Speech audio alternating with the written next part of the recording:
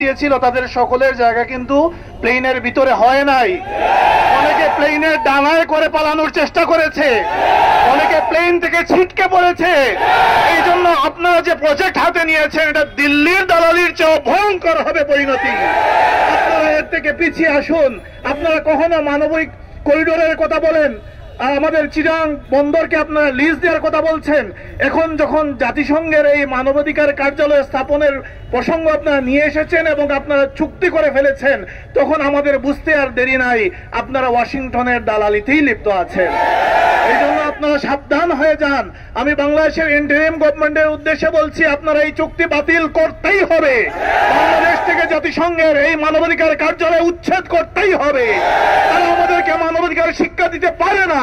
যারা সমগ্র বিশ্বে অস্থিরতা অশান্তি লাগিয়ে রেখেছে, তারা কোনো মানবাধিকার শিক্ষা দেওয়ার ন্যূনতম কোনো অধিকার তারা রাখে না।